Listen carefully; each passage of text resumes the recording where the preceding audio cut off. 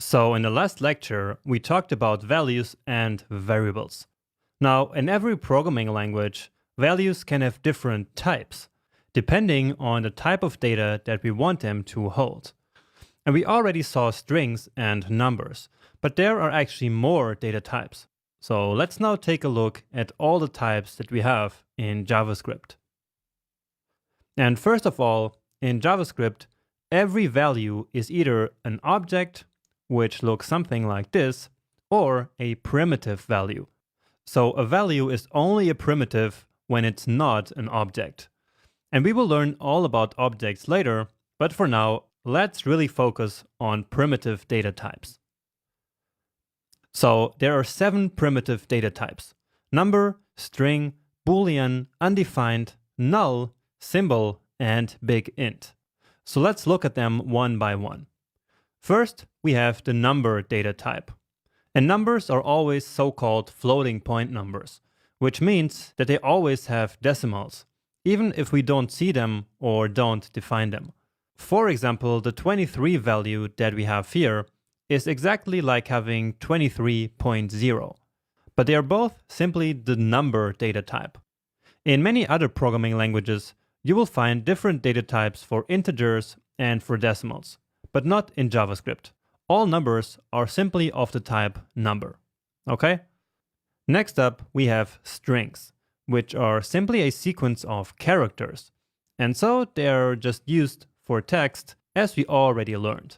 And always put them in quotes, no matter if double quotes or single quotes. Otherwise, JavaScript will actually confuse them with variable names.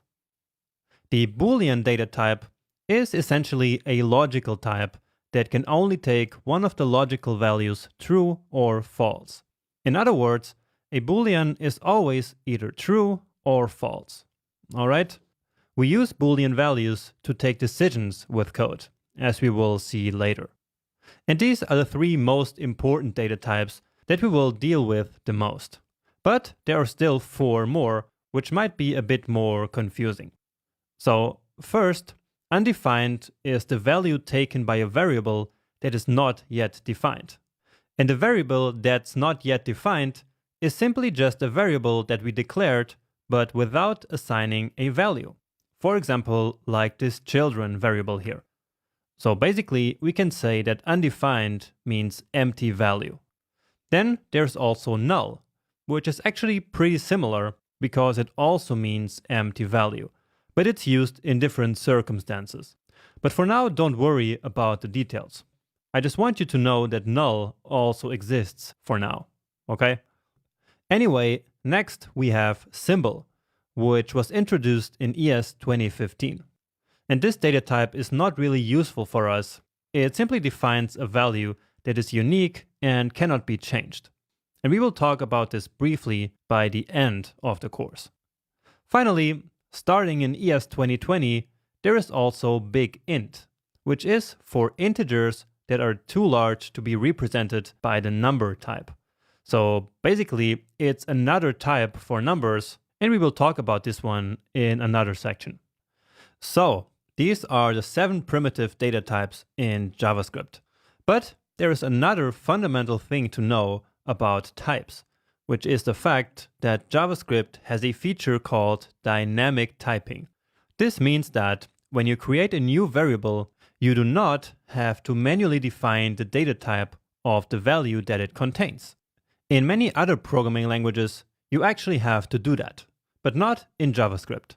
Instead, JavaScript automatically determines the data type of a value when it's stored into a variable. And this distinction between value and variable is pretty important, because in JavaScript, it's the value that has a type, not the variable. So variables simply store values that have a type. Many people don't know about this detail or just don't care, but this is how it actually works.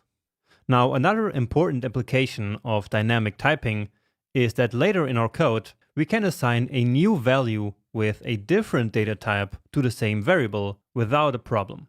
For example, variable x can initially be a number and then later a string. That's not a problem at all.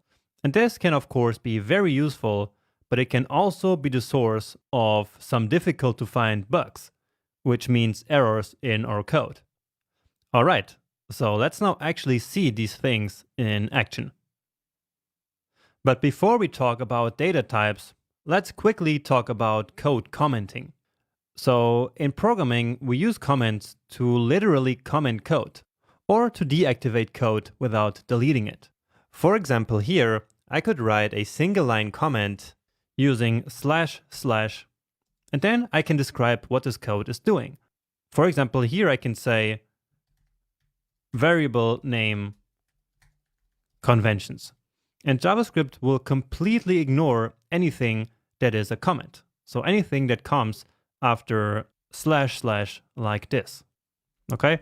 And this can be really useful to kind of divide our code into different sections and to explain what different pieces of code are actually doing in our code. So that's a very useful application of comments, but another one is to simply comment out code that we don't want to be executed for some reason. For example, let's say we don't want this code here to be executed, but we also don't want to delete it. So we can simply comment it out like this. And so if I save it, and then when I reload, this 61 should be gone. So you see, that's because JavaScript is now ignoring this code. It's just a comment. But since we didn't delete it, we can of course bring it back.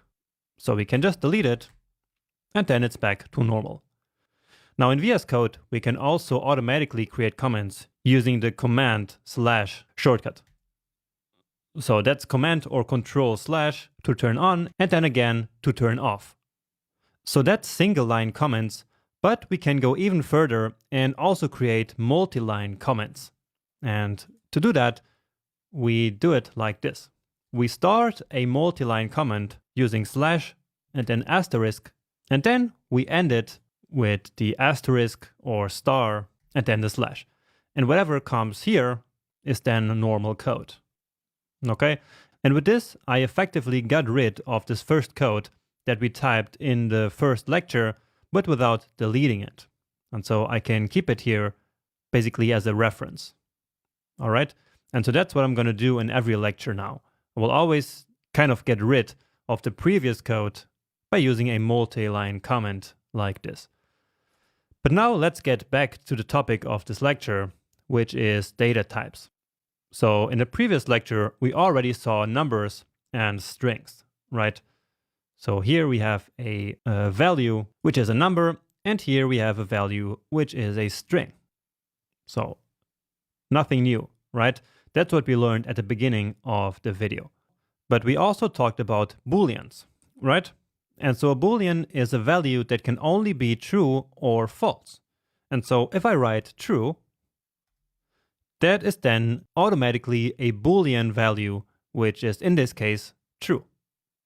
Okay? And actually I can also log that to the console. And then here you get true. And you can see that it's not a string because strings are printed in white, and this value is printed in this pink. And so it's actually really a Boolean value. And of course, we can also store Booleans in variables.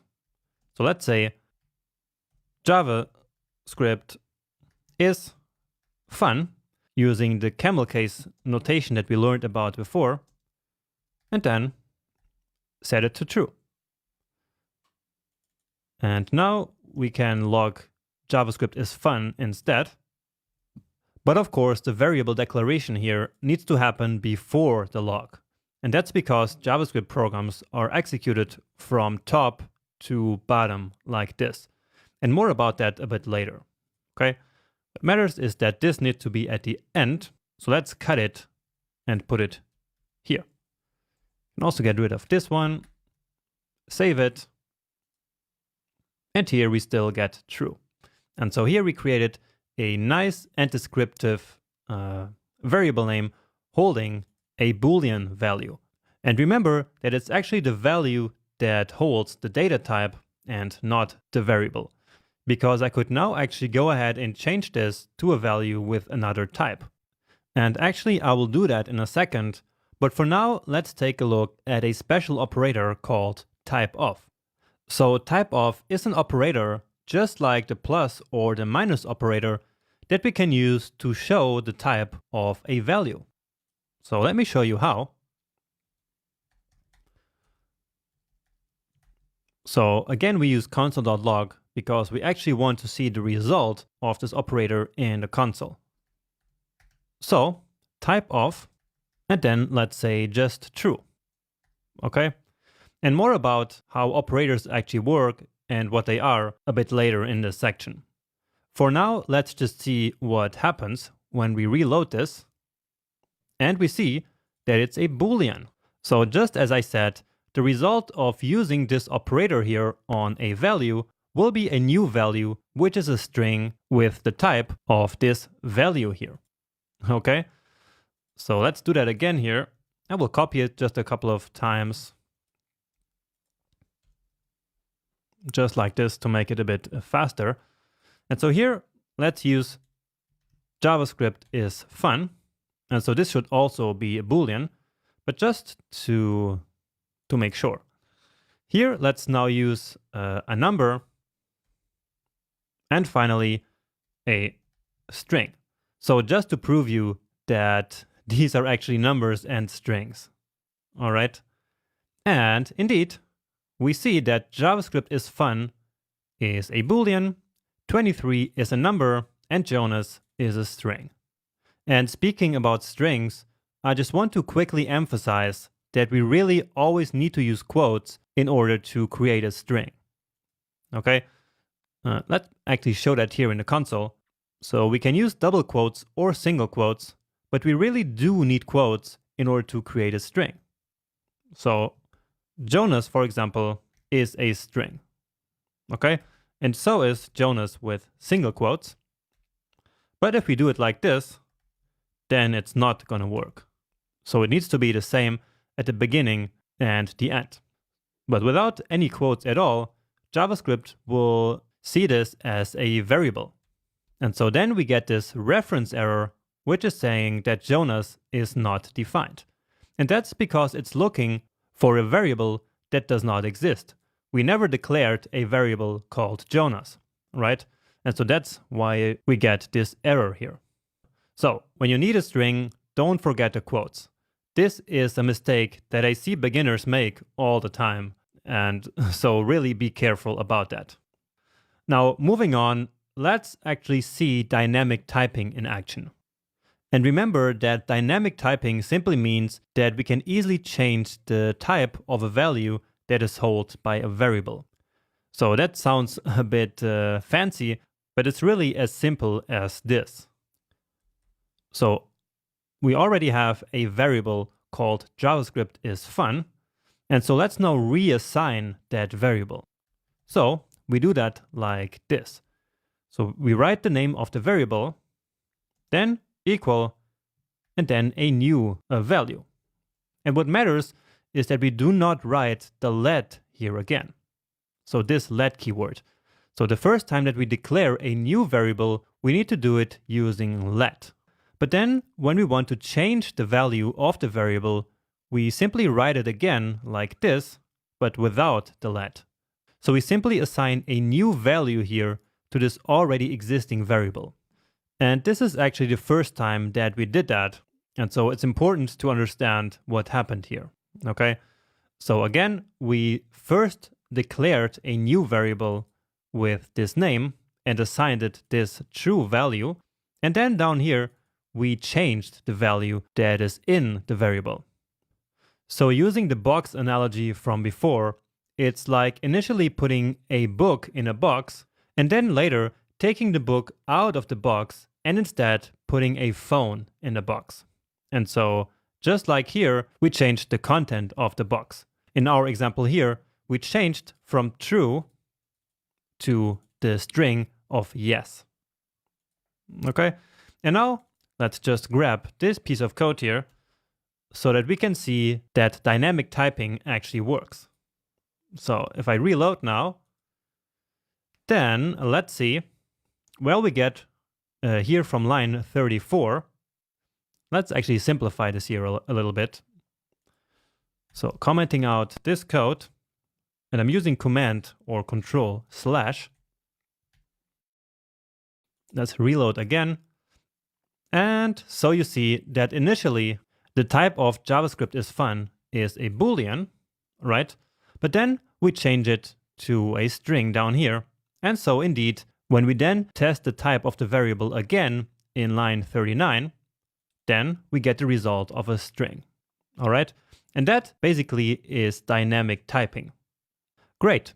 And now let's see an example of undefined. So remember that number, string, and Boolean are the most used data types. But there are more, like undefined and null, and also symbol and big int. But in this lecture, I'm only going to talk about the three most important ones, and then also undefined and null. So remember that undefined is the value taken by a variable that is not yet defined. So basically, undefined means an empty value. So it's perfectly legal in JavaScript to do this. So to define a variable without a value. And if we now take a look at this variable, then we should see undefined. And actually, let's also check the type so that I can show you something. Year. Okay. And so you get both undefined. What this means is that whenever we declare an empty variable, the value of the variable will be undefined and the type of the variable is also undefined. Now that maybe sounds a bit confusing, but it's really not. So simply put, undefined is both the value and the type of the value. And undefined is different than other types in this way. But this detail is not really important. What matters is that when you declare an empty variable like this, it will automatically hold the value of undefined. And that's why we get undefined here. Then, just like before, we can also reassign this variable basically. So we can now go ahead and say year 1991. And once more, without the let, because we are not creating a new variable. We are simply assigning a new value to year. So it used to be undefined, right? As we just discussed. And now I'm changing it to 1991. And so if I test for the type now again, it should now be a number, right? So let's check that. And indeed, we can again see the effect of dynamic typing. Great. And now finally, just to quickly finish, I want to show you an error that exists in the typeof operator. So all I'm going to do here is to quickly say console.log typeof null. So remember that null is just another data type and it's similar to undefined. And it's also similar in the fact that both the value and the type of the value are null. Okay? Now about this bug, JavaScript says that the type of null is an object. And this doesn't make any sense at all. And so this is regarded as a bug or an error in JavaScript. However, this bug is never corrected for legacy reasons.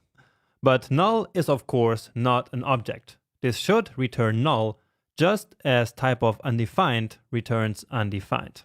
So just keep that in mind when working with typeof, but we will also come back to this later in the course to make sure that you don't create any accidental bugs because of this weird behavior.